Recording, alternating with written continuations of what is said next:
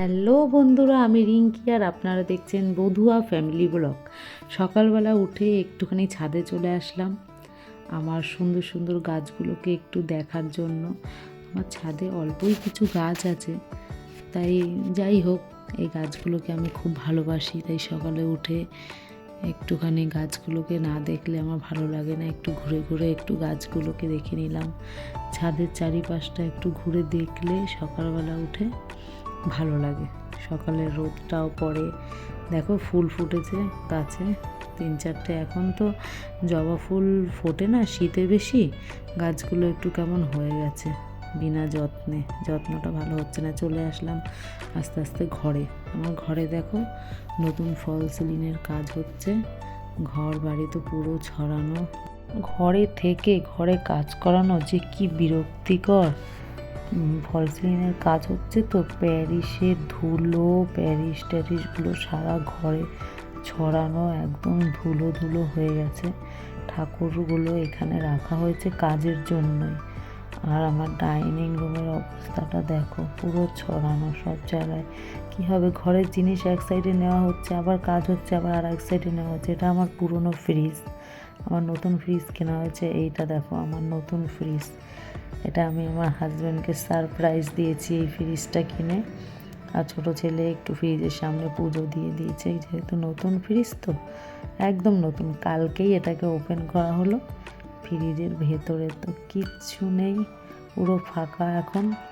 আর এত বড় ফ্রিজে যে কী রাখবো আমি তাই ভেবে পাচ্ছি না। এখন নতুন তো একটু দই রাখা হয়েছে, আর এমনি ফ্রিজ পুরো ফাঁকা।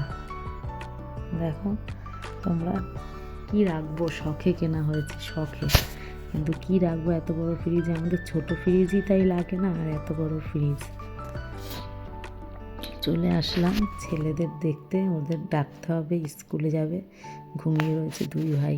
দেখো ঘরের অবস্থা, বাবাই ঘুমিয়ে আছে, বড় ছেলে ঘুমিয়ে আছে খাটে, ছোট ছেলে ঘুমিয়ে আছে নিচে।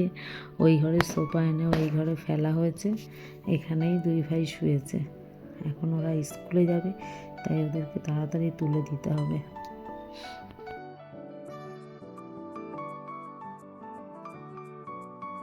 চলে আসলাম রান্নাঘরে, ওদের জন্য একটু টিফিন বানিয়ে নিই। এই যে চাউমিন বানানো হলো হালকা করে, বেশি একটা কিছু দেওয়া হয়নি, ডিম আর একটু গাজর গ্রেট করে দেওয়া হয়েছে। ফটো তোলার সময় এমনিও দেরি হয়ে যাচ্ছে, কটা বাজে দেখো তো ঘড়ি। আরে তাড়াতাড়ি আমি ভিডিও করছি। হ্যাঁ, কটা বাজে এখন? তাড়াতাড়ি হাস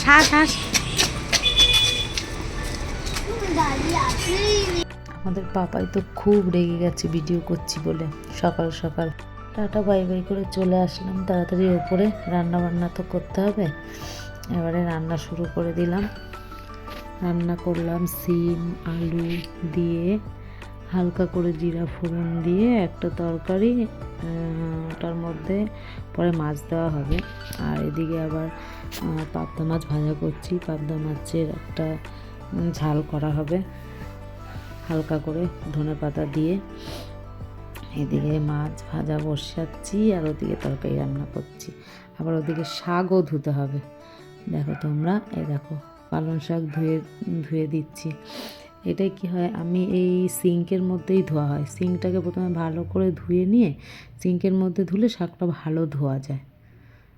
তারপরে দেখো এই যে মাছ দিয়ে দিলাম, এই 3 পিস মাছই ছিল। এটা দিয়ে সকালবেলা হয়ে যাবে মোটামুটি।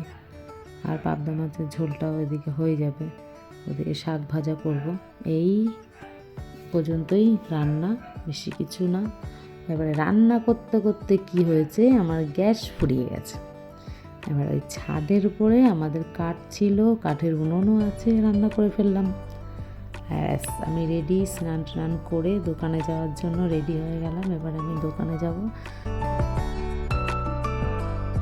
এটা আমার দোকান, একটা ছোট্ট কসমেটিক্স দোকান, আর আমার দোকানের নাম বধুয়া।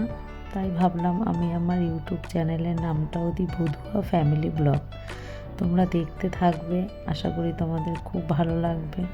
আমি আমার 2 ছেলে আর আমার হাজব্যান্ডকে নিয়ে আমাদের ছোট্ট একটা ফ্যামিলি। দুপুরবেলা দোকানটা বন্ধ করছি, বন্ধ করে একটু যাব। আজকে আমার ভাইয়ের জন্মদিন, তাই ভাবছি দুপুরবেলা একটু জন্মদিন সেলিব্রেশন করতে যাব, কেননা আবার বিকালে এসে আবার দোকান খুলতে হবে। Happy birthday to you, happy birthday to you, happy birthday to ভাই, হ্যাপি বার্থডে টু ইউ। আমি এটা খাবো।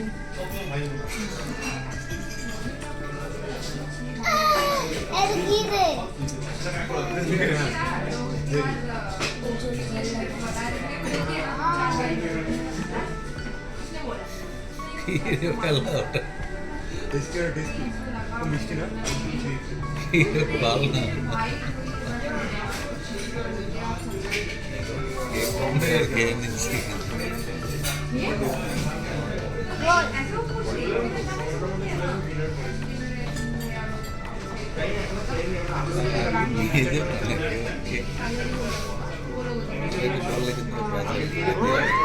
হ্যাঁ হ্যাঁ,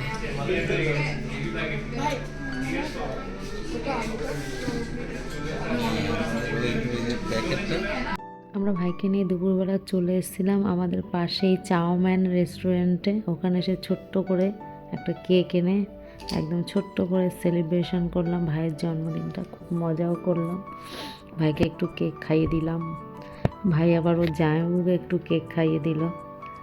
ব্যাস আমাদের ভালোই আনন্দে দিনটা কাটলো। জন্মদিন সেলিব্রেশন করার পরে আবার রাতে এই দেখো চলে এসেছি দোকানে রাতে দোকান করে টোরে তারপরে তো বন্ধ করে রাতের খাওয়া দাওয়া করে এবারে ঘুম, যেটা হয় ডেলি রুটিন।